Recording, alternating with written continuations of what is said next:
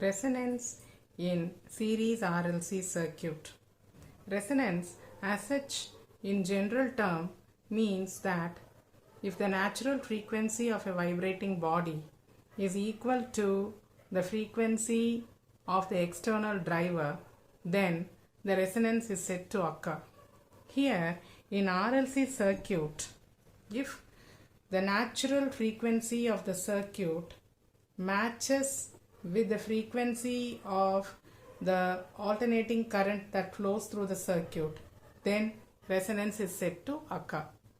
So how do we go about making the frequency of the circuit and the frequency of the alternating current equal? When the natural frequency of the circuit and the frequency of the alternating current matches, when resonance occurs, the circuit offers a minimum reactance path for the alternating current, and hence a maximum alternating current flows through the circuit. Therefore, when a maximum amount of current flows through the circuit, the reactance is minimum, which indicates that indirectly it indicates that resonance, in order to acquire resonance, we have to first look into the reactance parameters of the RLC circuit. So we know that the impedance of the RLC circuit Z is given by square root of, do you remember, R square plus XL minus XC the whole square. So this is a impedance or the total reactance offered by the circuit for the alternating current. So now if you look into this parameter, this XL minus XC, if you look at this factor, if XL minus XC can be made equal to 0, then the impedance will be simply equal to square root of R square or R. So that is a maximum minimalization of reactance that we can do. So how can we make XL? So the condition to minimize a reactance is XL minus XC must be equal to 0, which means we can write XL will be equal to XC. So what is XL?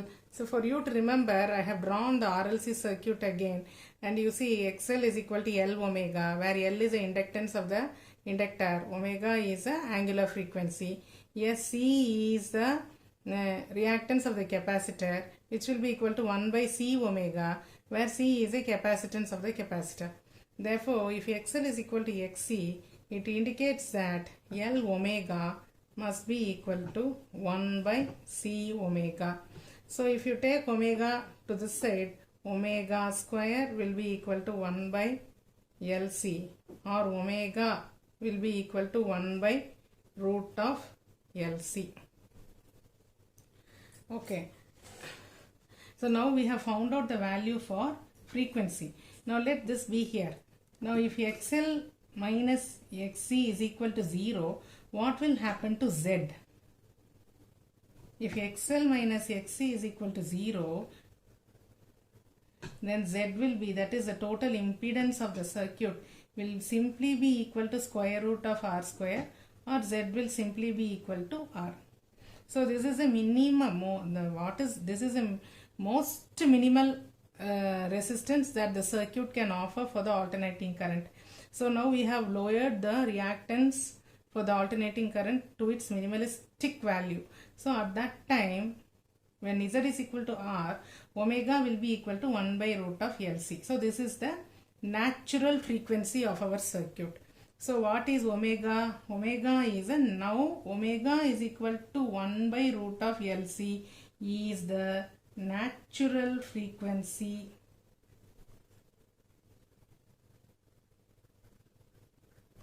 So this is a natural frequency of our circuit. Now if the applied alternating current also has the same frequency, then see, the natural frequency means what? The circuit allows this frequency to flow very easily into the circuit. So if the alternating current also has the same frequency, then it is like gates are wide open. It allows the alternating current to flow easily with very minimal reactance. That is what it means. So, if the frequency of the alternating current, input alternating current is also equal to 1 by root of LC, what do we call it? We call it as the resonant frequency. That is denoted by the letter omega subscript small r. Omega small r is called as a resonant frequency. When the frequency of the alternating current is equal to 1 by root of LC, then resonance is said to occur and the entire circuit itself is called as resonant circuit. So resonant frequency omega r must be equal to 1 by root of LC. We know that omega r can be written in the angular frequency form. That is, omega r can also be written as 2 pi fr, where omega r is angular frequency, f is a frequency. So here, since this is resonant angular frequency, here fr will be the resonant frequency, will be equal to 1 by root of LC, or fr will be equal to, that is, the resonant frequency will be equal to 1 by 2 pi into fr will be equal to 1 by 2 pi into root of LC. So this is the resonant frequency. If the frequency of the alternating current is equal to 1 by 2 pi into root of LC, then our circuit will become a least reactive path circuit for the alternating current. The resistance offered by the circuit will be minimum and the flow of alternating current in the circuit will be maximum. We know that the value for the peak value of the current Im is equal to Vm divided by root of R square plus XL minus XC the whole square. This we derived in the RLC circuit. Now at resonance XL will be equal to XC, which means the peak value of the current that is flowing through the circuit Im will be equal to Vm by R. So Im, the amount of current, the maximum value of the current that flows into the circuit is restricted only by this resistance, and these resistances vanishes at resonance. Similarly, at resonance, if you see, the impedance offered by the circuit is only equal to R.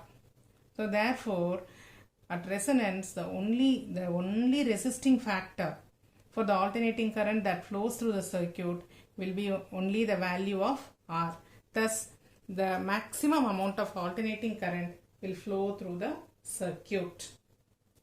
And we see that from this, Im, that is the peak value of the current, is dependent on R. So if the value of R of the resistor increases, then the peak value of the current will decrease. If we put a very low resistor in the circuit, that is, if R value decreases, then the peak value of the current increases, as indicated by this curve. You see, for a small r at resonant frequency, the peak value of the current is very high. Whereas for a larger value of r at resonant frequency, the peak value of the alternating current is very low. Applications of the series RLC resonance circuit. The RLC resonance circuits has got a wide variety of applications. They are used in filter circuits, they are used in oscillators, and they are also used in voltage multipliers. But a very interesting and important use that you would understand is that it is used in tuning circuits. Whenever you hear your FM, like Suryan FM or Rainbow FM, the tuning of the circuit is actually done by RLC circuit. The required frequency is allowed to enter into your receiving set only with the help of this RLC circuit. the tuning is actually achieved by varying the capacitance of the parallel plate capacitor. Supposing you want 101 Hertz frequency to be set as a resonant frequency, so that the 101 frequency alternating current can easily enter into your access your headset or access your receiving set, then you can alter the frequency of the capacitor, the C value of your capacitor, by increasing or decreasing this width, so that it will comply with the condition XL by XC. You can make XL minus XC as equal to 0 by altering the C value and then achieving the resonant condition. So thereby, by changing the resonance, so we can therefore change the resonant frequency by using a variable capacitor. When the resonant frequency is almost equal to the frequency of the signal that wants to enter into our circuit coming from a distant station, then it allows the maximum current to enter into the circuit, and thus the signal from that station alone is received. After having discussed the various applications of the series resonance circuit, we shall now discuss quality factor or Q factor. At resonance in the series RLC circuit, what happens is that the current that is flowing through the circuit becomes maximum, and as the current flowing through the circuit becomes maximum, the voltage drop across the inductor and the capacitor VL or VC or VL and VC also will increase accordingly. So, this magnification of the voltages in the inductor and the capacitor is due to the series resonance, and that is termed as quality or Q factor. Actually, quality or Q factor is a ratio of voltage across either L or C to the applied voltage. So, Q factor is a ratio of voltage across L or C during resonance divided by the applied voltage. As we have already discussed in our series resonance circuit earlier, we considered the circuit to be predominantly inductive. That is, the inductor was leading. That means the voltage across the inductor was greater than the voltage across the capacitor.